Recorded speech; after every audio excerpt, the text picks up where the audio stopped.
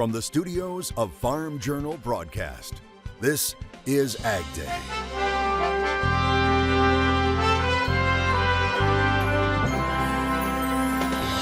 Helping make a homemade Christmas.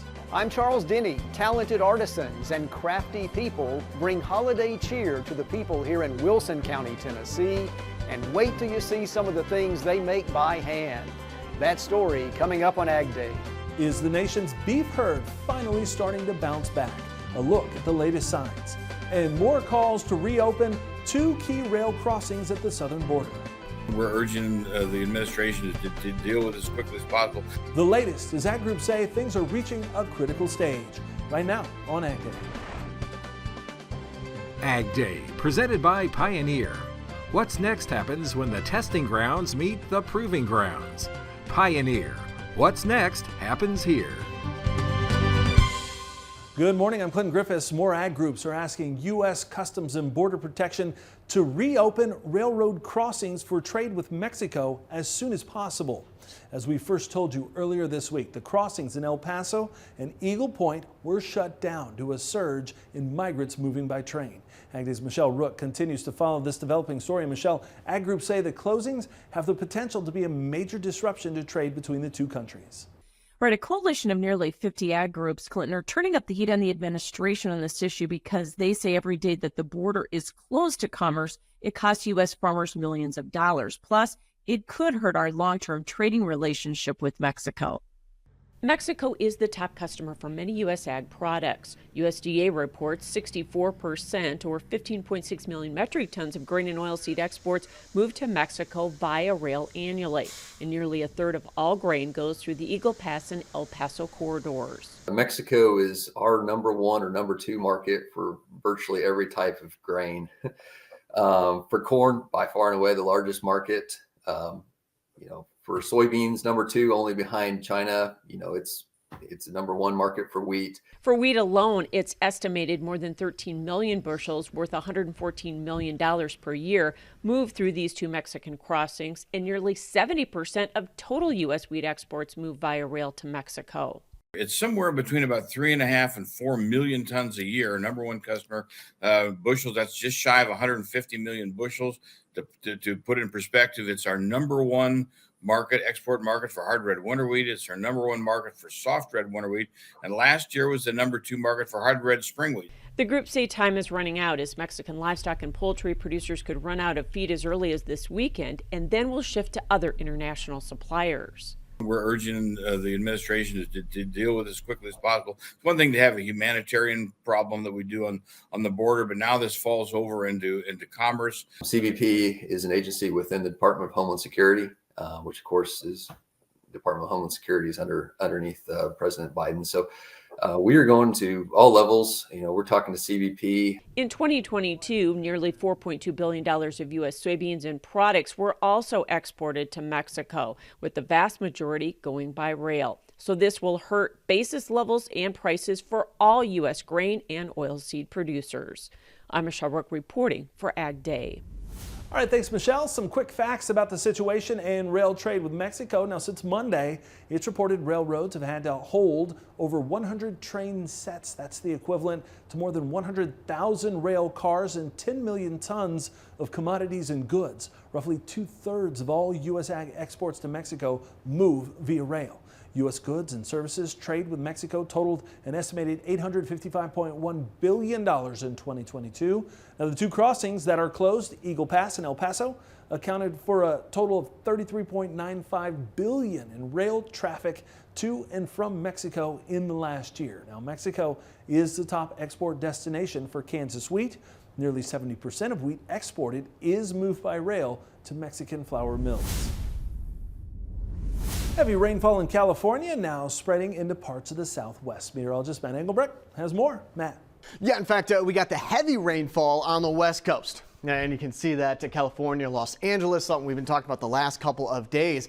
But then out ahead of that, another piece of energy is going to kick up some showers in and across parts of the Midwest and back down here to the south. Of the 2 systems, notice that the white lines don't dig as far south Friday and into Saturday with this first one, meaning there's not a lot of energy in the atmosphere for lift or heavy downpours, even thunderstorms or severe weather. Back here, though, this is going to be matched up with more potential for some heavier rain as it works from the west to the east, and in the higher terrain, higher elevations, some snowfall. So again, this is Saturday at 11 a.m. Between our Friday and Christmas Eve. You got one system trying to move out with some light rain, with that next one starting to move in. And as I mentioned, as these lines dig down to the south, that's going to match up at the surface with a little bit better lift in the atmosphere, bringing more rainfall to a widespread area going into our Christmas Eve and our Christmas Day. So again, this is going to be moving up towards the northeast. Once you get on the other side of it, cooler air will be on the way. So again, there's Sunday at 7 p.m. Go ahead and take a look at your screen here. Look at this. Cotton candy skies in Iowa. This photo looks like something out of this world. Ryan sending this one in, capturing the scene at the end of harvest. Love all those beautiful pinks and purples in the clouds. I'll have more on your forecast coming up. The race to win over Iowa voters is heating up, with more Republican presidential candidates crisscrossing the state. Now, the Iowa caucuses are now less than 4 weeks away. Currently in polling in the state, former President Donald Trump is in the lead, with Florida Governor Ron DeSantis and Nikki Haley in a fight for second place. AgriTalk recently inviting all of the presidential candidates to take part in a question and answer session with host Chip Flory. Now, on Thursday, Governor DeSantis answered some questions, including what issues he would address regarding farmers and ranchers if he were president. We're going to get the federal bureaucracy off the back of the agriculture industry, particularly our family farmers and ranchers. EPA is not going to be able to go on your property because you have a puddle and say it's waters of the United States. We're going to rein in the EPA. We're going to rein in the USDA. Farmers know how to take care of their land better than government bureaucrats. We're also going to reverse Biden's electric vehicle mandates so that we can support liquid fuels. We're going to do year-round E15 and also allow for higher blends to be sold as people want to do it. And I think that there's a market for it. DeSantis also said he would fight back against laws such as California's Proposition 12, along with eliminating the death tax for family farms and increasing access to markets around the world for U.S. farm products. Soybean oil is experiencing significant growth as a feedstock for renewable diesel production. Now, that's according to ag economists from the University of Illinois. They report soybean oil's share of the feedstock market has tripled in recent years, now reaching more than 27%, while other feedstock sources have remained stagnant or decreased. The economist saying soybean oil has been the most prominent winner in the renewable diesel boom among individual feedstocks. In just 2 years, its market share has surged by 18.2%. Yellow grease, which includes used cooking oil, remains the leading feedstock with more than 29% of the market. USDA estimating 47% of U.S. soybean oil production will be used in biofuels for the 12 months starting on October 1st. Now, it's estimated about 55% of U.S. biodiesel is produced from soybean oil. Despite the rise in bird flu cases, the U.S. is detecting fewer cases of the virus in wild birds. A top official telling Reuters risks remain high, though, and they are urging farmers to maintain stringent safety and cleaning protocols to protect poultry flocks. So far, USDA has reported about 2,600 cases in wild birds so far this year. That's compared to the nearly 6,000 cases last year. Now, since 2022, about 77 million U.S. chickens, turkeys, and other birds have been culled because of the disease. That includes more than 13 million just in the last month. Thursday brought a mixed bag for soybeans and livestock markets. We'll discuss that next, coming up in Markets Now. And later, a crafty message in Tennessee as volunteers help to make the holidays bright in the country. And Jacqueline Weir of LaSalle, Michigan is a last winner of our Case IH Holiday Prize Pack. Congrats to Jacqueline, and we'll get that off in the mail to you. Now make sure you tune in this weekend to U.S. Farm Report. That's when we'll reveal the winner of the grand prize, a Farm All Seed pedaled tractor. So this is it, your last chance to register over at caseihholidaygiveaway.com.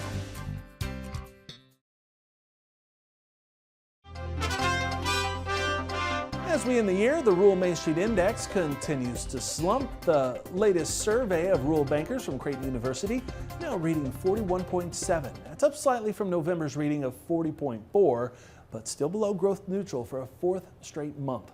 Person behind the survey, Ernie Goss, says that higher interest rates and a credit squeeze are having a significant and negative impact on rural Main Street businesses, with more than 13% of bank CEOs reporting their local economy was already in a recession, while 43% expect a recession early next year. Corn and wheat in the green on Thursday, while soybeans face pressure. Michelle Rook is back with a look ahead to Friday's trading action in markets now. Grain markets were mixed on Thursday. Jeff Hogendorn, Professional Ag Marketing, joining us. And, a little bit higher bias in both the corn market and part of the wheat market. Was that just corrective buying, do you think, here, especially since we scored contract lows on Wednesday in corn? Yeah, for sure. We've the path of least resistance has been lower, especially on the corn market. One of the things we keep looking at, Michelle, is, the forward carry and the forward curve in these markets, right? Where the next month is always, a good 15, sometimes 20 cents higher than the nearby type of thing. And, what March had to do is it probably had to come down a bit, just because as December rolled off the board and March was the front month, it definitely got up under some pressure here and had to come down into basically these contract lows. But like you mentioned, we did that, right? So I think we've maybe done enough there, the way it looks to me. It'll be an interesting couple weeks here or days around the holidays. Always makes it kind of tough when you're playing around right at the bottom of kind of in some key numbers like we are here right at the moment. Yeah, and especially we're going to be watching that Mexican rail issue if they can get that resolved, right? Yep. No, I think that would help too. That's definitely got everybody a bit on the jittery side, right? And corn and wheat trying to stay higher despite the fact that soybeans were lower. That was encouraging, but soybeans really improved weather. The market is really focused in on that in Brazil, aren't they? It's okay. We're not out of the woods, I don't think, down there, but as a general rule, we do have to remember they get a lot more rain down that way than what we do, sitting right next to the rainforest, in fact, right? So their natural tendency is going to be to fill in some of these voids with some moisture. That's what we're doing for now. It's not all healed up and over with. I think we'll see some more excitement from the weather market down that way. And as a backdrop, we still have some pretty tight projected ending stocks here in the U.S. January slipped below $13, March still above it, but you don't think that we're going to take 13 out, or if we do, we won't go down much farther? You might take 13 out, but your low is sitting down there at that 1282 against the March, and I think that's going to be pretty solid. I don't think we have to go down and test that. Jeff Hogendorn with Professional Ag Marketing. More AgDays coming up.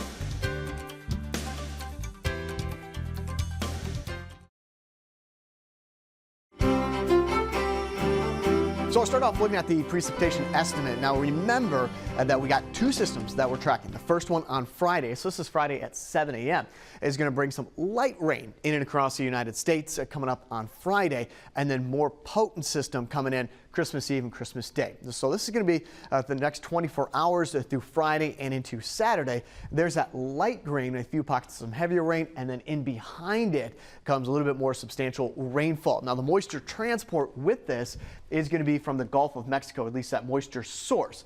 So that next system is going to try to bring heavy rain up here to the north, but obviously the farther you get away from the source region, the less likely you'll see heavy downpours. As you get back up into Canada, though, that's where we start talking more about snow. But overall, the pattern we've been mentioning the last couple of days, warmer than average conditions. This is going to be more of a rain event for Christmas Eve and into Christmas Day for portions of the United States than a snow event. Now, could you imagine if temperatures were a lot colder? Now, as for the jet stream coming up for your Friday, Saturday, and Sunday, so again, a very soft or kind of a shallow trough trying to dig through Friday into Saturday. A more substantial trough digs down to the south, working out of the mountains Saturday, Sunday, and Monday, which is going to, again, spread that rain across a much larger area. The other part of this, so we've talked about this before as well, you got kind of the teeter-totter effect, that the deeper this trough gets, the higher this ridge will build, excelling and pushing a lot more warmth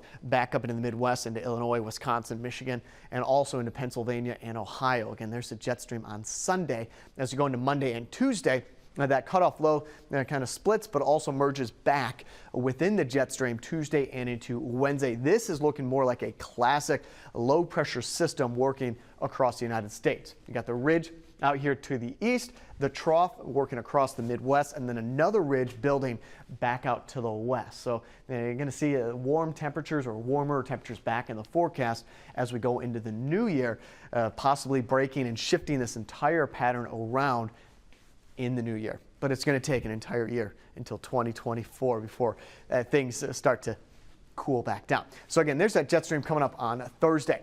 Precipitation outlook, once this system moves out, the 26th through the 30th, dry air starts to work back in. We'll start off with Stanley, Idaho. And got some evening showers, a high around 39 degrees, low of 15. Stanley, North Dakota, partly cloudy, high of 36, low of 28. Can you guess the last one? Sparta. That doesn't make sense. Mostly sunny, high of 61.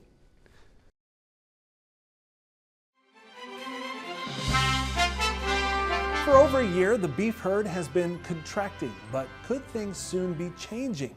Later today, traders and producers will be looking for clues in the monthly feedlot report. Now, over the past year, cow-calf operators have been putting more animals into feedlots than normal, with producers not holding back as many calves for breeding.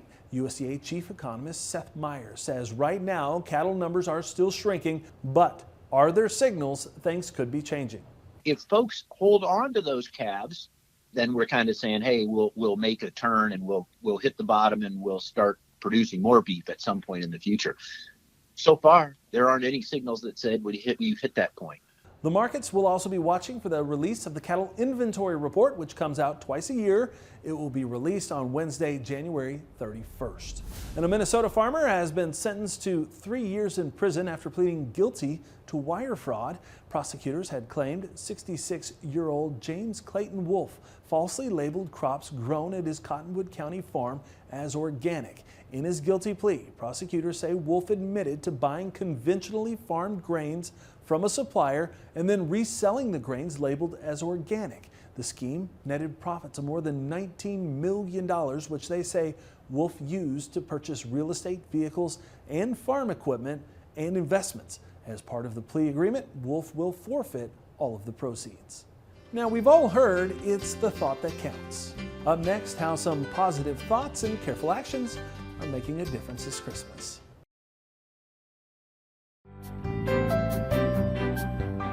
Some creative craft makers are using their talents to help others this holiday season.